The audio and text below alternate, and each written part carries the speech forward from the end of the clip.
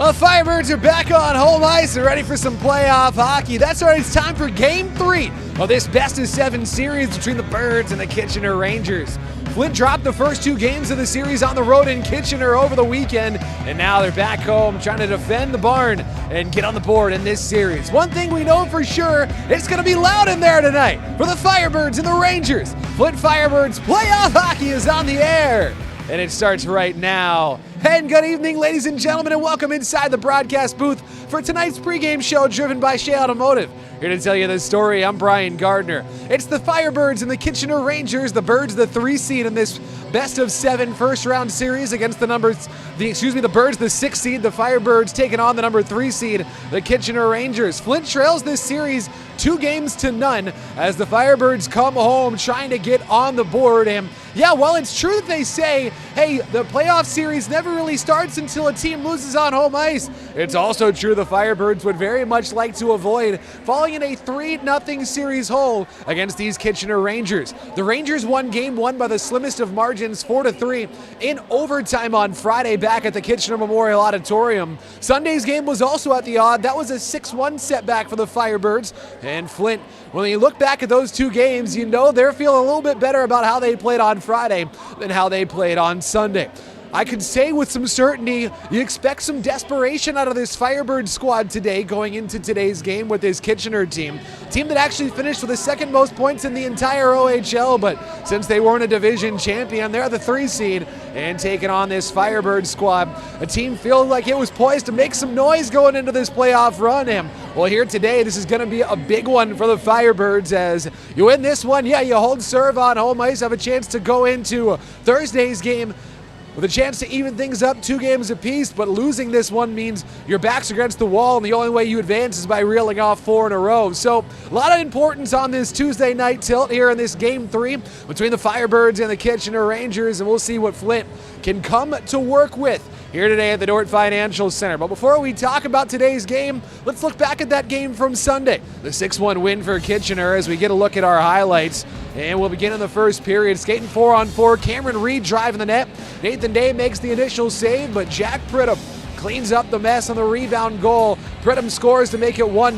Misseljevic hitting Reed in stride there. And Nathan Day made the first save, but nobody there to clean up the rebound but Jack Pridham, and it's 1-0. Less than a minute later, it's now 2-0.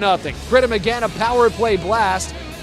Alone at the top of the left circle. That was during 4-on-3 power play. Pridham's second goal of the playoffs and of the period made it 2-0. Quick answer though for the Firebirds. Look at Nate Aspinall charging the net. He was playing on his 19th birthday, and Aspinall looking like a grown man, going to the net and stuffing it through Jackson Parsons. His second of the playoffs, and it's 2-1. But late on the first period, as a power play expires, that's Andrew Vermeulen from the right circle, got it through Day. Birds just couldn't quite clear the puck out, and it's 3-1. Second period, Nathan Day showing off the glove as it was Misseljevic who had a modified breakaway there, but Day able to make the save. Unfortunately, not on that one. Carson Campbell sends it through the legs of Nathan Day, and the score is 4-1. Trent Swick starts that play. Pridham to set it up. That top line dangerous for the Rangers, made the score 4-1. Quickly right after, Jakub Kromiak dumps it in. Oh no, odd bounce. Day must have lost sight of it, looking up for it. This is when you knew it really wasn't the Firebirds' day. Kromiak scores on a dump in, and it's 5-1. On to the third period, Firebirds hadn't gotten any closer, and another power play tally for the Rangers. Trent Swick shoots and scores from the bottom of the right circle, and the Rangers hang on to win it by a final score of 6-1. Kitchener improves to a 2-0 series lead as they hug their goaltender there with Jackson Parsons. Nathan Day and company head home with some work to do. So the team comparison of this series so far now, big difference, you look at the special teams. Firebirds have struggled to keep the Rangers off the scoreboard on the power play. And the Birds on the other side of things, they're 0 for 10 with the man advantage so far. Now, there were a ton of power plays in that game on Sunday. Flint went 0 for 7, and Kitchener went 2 for 6 with a man advantage, and that one more that was scored just as a power play expired. Birds with a -6 goal differential, and the majority of that does come from that Game 2 loss 6-1, because, of course, Game 1, about as easy as they come, 4-3 in overtime. in favor of the Kitchener Rangers on Friday. Looking around the OHL as the Firebirds and the Rangers, one of 8 series going on in the Ontario Hockey League. A lot of these teams are going to be playing today. London in the 1-8 matchup, leading Owen Sound 2-0. The Sioux Greyhounds clipped the Windsor Spitfires in overtime at home yesterday, and they now trail that series 2-1 after Windsor got the wins on home ice. The Erie Otters won both the games in Saginaw. They have a 2-0 lead in the 4-5 matchup in the West Eastern Conference, has for the most part gone pretty chalk. Brantford 2-0 in the 1-8 matchup over North Bay.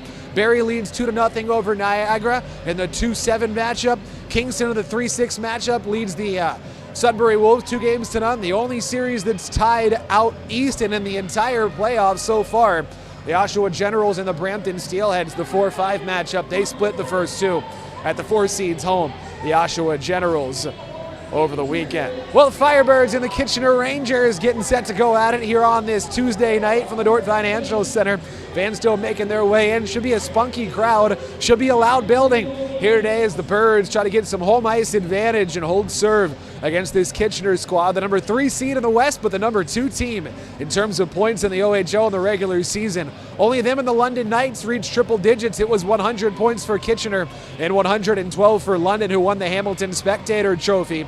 Well, the Firebirds hoping to punch him in the mouth on home ice and get a little home cooking here south of the border in mid-Michigan. Don't go anywhere. Stick around when we come back on the pregame show driven by Shea Automotive. We'll get a look at our lineups for today's game, our players to watch for both of these two teams, all that and more as we roll along on the pregame show driven by Shea Automotive. Firebirds and the Kitchener Rangers live on the Firebirds Hockey Network. At the Shea Megalot, they pride themselves on always aiming higher and finding new and better ways to keep you informed on your next new-to-you vehicle. Go to SheaMegalot.com, look for the used vehicle tab, choose your vehicle, then look for the button that says Vehicle Records, where you can find the original MSRP, view the service, maintenance, and Carfax history, just like looking under the hood. Plus, take a video test drive. I'm Mackenzie Miller. With over 500 pre-owned and certified vehicles to choose from, the Shea Megalot is where it's at. Just saying.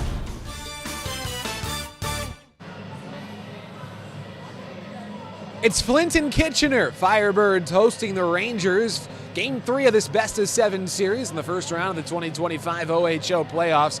Firebirds trail the best-of-7 series 2-0 after Kitchener won in overtime on Friday 4-3, and then by a final of 6-1 on Sunday at the Kitchener Memorial Auditorium. Our lineups for today's game, looking at the Rangers first as they go with a very similar lineup to what they've been doing for the first 2 games, as that first line of Humphrey, Swick, and Pridham has been a problem. They're deep on the D pairs as well. Jackson Parsons, very likely going to be the OHL's goaltender of the year.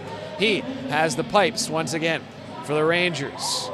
Our players to watch for Kitchener will begin on that top line left wing. Trent Swick, he's been a standout through 2 games so far in this series. Leads the Rangers with 6 points on 3 goals and 3 assists. The overager was drafted in the 6th round of the 2024 NHL draft by the Vegas Golden Knights, and he has earned a contract, signed with Vegas 1 month ago. And I want to give stick taps to Rangers radio voice Mike Farwell for this stat. He pointed it out on this week's episode of the OHL podcast, was listening to that this morning. Swick had 3 points in 9 games in the playoffs in both 2022 and 2023. Last season, 5 points, all of them goals, in 7 games. He's eclipsed those totals with 6 points through only 2 games in the playoffs this year. Trent Swick elevating his level as an overager for Kitchener. Now his opposite wing on that top line is Jack Pridham.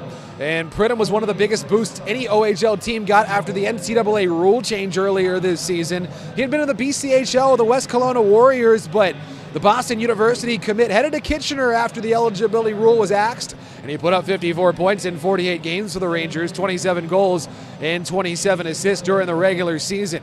Now he's dynamic, and if you were with us in the first segment of our pregame show, that was on full display in Game 2. You saw him put up 2 goals and 2 assists in the Kitchener win on Sunday. The Blackhawks prospect is definitely one to worry about on that top line for Kitchener.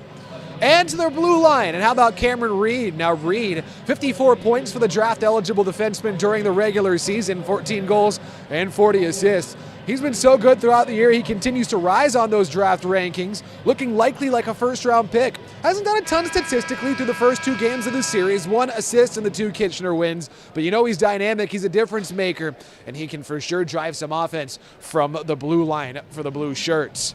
Over to the Firebirds, taking a look at their lineup for today's game. Now for the Birds, they've shuffled their lines just a little bit. You see Alex Kostov move up to the second line. He had been on the third with Matthew Wang and Josh Colosimo. Chris Thibodeau moves down to that line. Caden Petrie and Sam McHugh swap places on the left wings as McHugh on the top line with Clattenburg and Aspinall.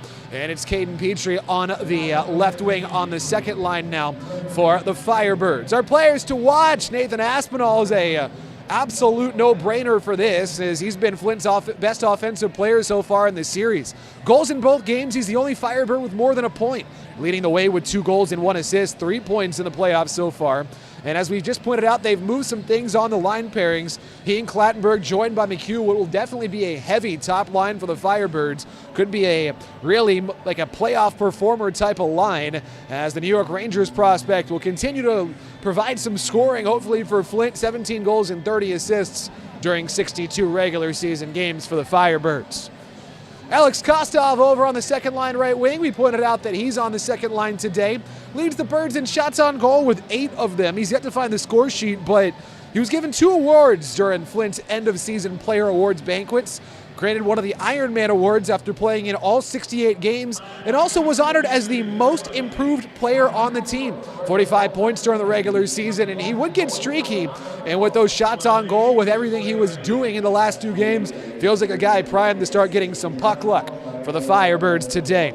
And to the blue line in Blake Smith. Now the overage defenseman, he and his D partner Matthew Maney will have a tough task tonight. They should often be matched up with that top line for the Rangers of Pridham, of Swick, and of Humphreys. He leads the team in plus-minus at +2, and we know the playoffs are the time when the vets shine, and he's as steady as they come. The Firebirds will again ask a lot of their lone, healthy overager here in today's game, as he and Matthew Mania will draw that assignment quite a bit here this evening.